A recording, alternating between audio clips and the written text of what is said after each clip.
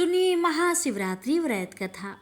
पूर्व काल में चित्रभानु नामक एक शिकारी था। जानवरों की हत्या करके वह अपने परिवार को पालता था। वह एक साहूकार का कर्जदार था, लेकिन उसका ऋण समय पर ना चुका सका। क्रोधित साहूकार ने शिकारी को शिव मठ में बंदी बना लिया। संयोग से उस दिन शिवरात्रि थी। शिकारी ध्यान मग्न होकर शिव संबंधी धार्मिक बातें सुनता रहा। चतुर्दशी को उसने शिवरात्रि व्रत की कथा भी सुनी। शाम होते ही साहूकार ने उसे अपने पास बुलाया और ऋण चुकाने के विषय में बात की। शिकारी अगले दिन सारा ऋण लौटा देने का वचन देकर बंधन से छूट गया। अपनी दिनचर्या की भांति वह जंगल में शिकार के लिए निकला, लेकिन दिन भर बंदी गृह में रहने के कारण भूख प्यास से व्याकुल था। शिकार खोजता हुआ वह बहुत दूर निकल गया। जब अंधकार हो गया तो उसने विचार किया कि रात जंगल में ही बितानी पड़ेगी। वह वन एक तालाब के किनारे एक बेल के पेड़ पर चढ़कर रात बिताने का इंतजार करने लगा। बेल वृक्ष के नीचे शिवलिंग था, जो बेल पत्रों से ढका हुआ था। शिकारी को उसका पता न चला। पड़ाव बनाते समय उसने जो टहनियां तोड़ी वे संयोग से शिवलिंग पर गिरती चली गई।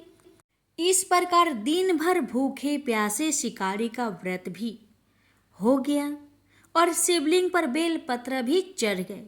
एक पहर रात्रि बीत जाने पर एक गर्भिणी हिरनी तालाब पर पानी पीने पहुंची।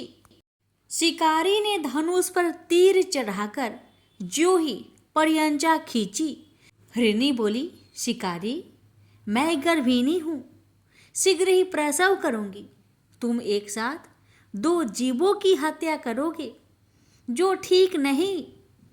मैं बच्चे को जन्म देकर शीघ्र ही तुम्हारे समक्ष प्रस्तुत हो जाऊंगी, तब मार लेना। शिकारी ने पर्यंचा ढीली कर दी और हिरनी जंगली झाड़ियों में लुप्त हो गई। पर्यंचा चढ़ाते तथा ढीली करते वक्त कुछ बेलपत्र अनायास ही टूटकर शिवलिंग पर गिर गए। इस प्रकार उससे अनजाने में ही प्रथम पहर का पूजन भी संपन्न हो गया। कुछ ही देर बाद एक और हिरनी उधर से निकली। शिकारी की प्रसन्नता का ठिकाना न रहा। समीप आने पर उसने धनुष पर बाण चढ़ाया। भक्तों, तब उसे देख हिरनी ने विनम्रता पूर्वक निवेदन किया, हे शिकारी, मैं थोड़ी देर पहले ऋतु से निवृत्त हुई हूँ। कामातुर वीर हिरनी हूँ। अपने प्रिय की खोज में भटक रही हूँ। मैं अपने पति से मिलकर शीघ्र ही तुम्हारे पास आ जाऊंगी। शिकारी ने उसे भी जाने दिया। 2 बार शिकार को खोकर उसका माथा ठनका। वह चिंता में पड़ गया। रात्रि का आखिरी पहर बीत रहा था।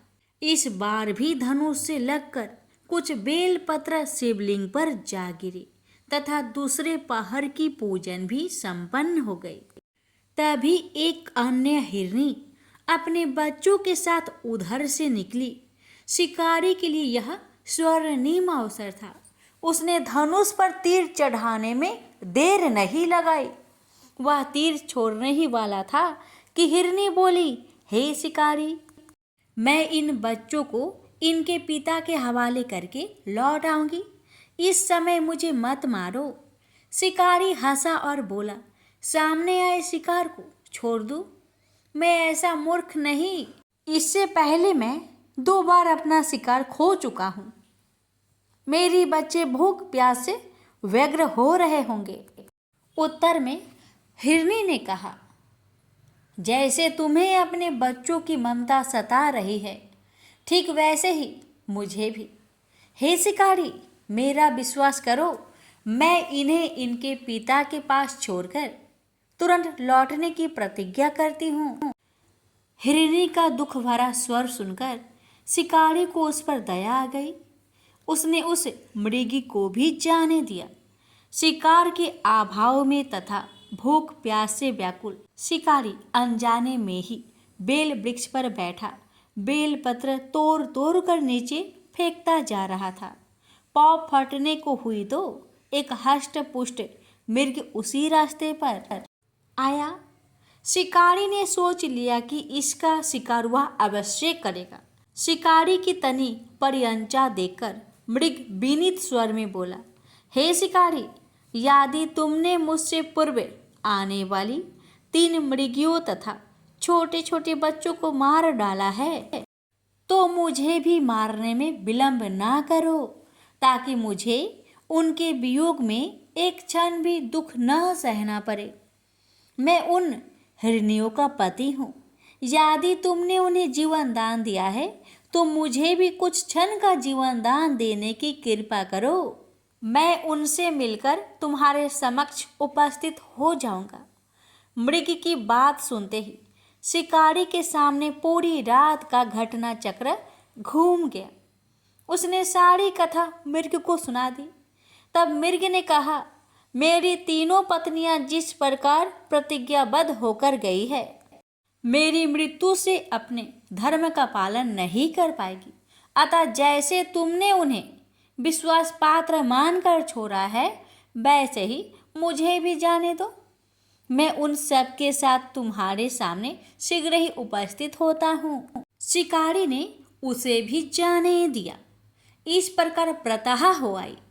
उपवास, रात्रि जागरण तथा शिवलिंग पर बेलपत्र चढ़ाने से अनजाने में ही पर शिवरात्रि की पूजा पूर्ण हो गई। पर अनजाने में ही की हुई पूजन का परिणाम उसे तत्काल मिला। शिकारी का हिंसक हृदय निर्मल हो गया। उसमें भागवत शक्ति का वास हो गया।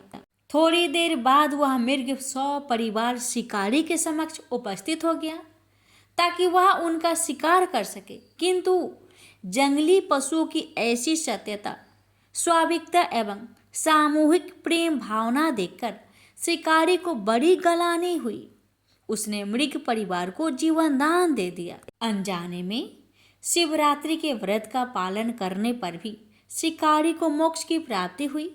जब मृत्यु काल में यमदूत उसके जीव को ले जाने के लिए आए तो शिवगणों ने उन्हें वापस भेज दिया तथा शिकारी को शिवलोक ले गए। शिव जी की कृपा से ही अपने इस जन्म में राजा चित्रभानु अपने पिछले जन्म को याद रख पाया था तथा महाशिवरात्रि के महत्व को जानकर उसका अगले जन्म में भी पालन कर पाए। प्रेम से बोलिए हर हर महादेव। माता पार्वती की जय।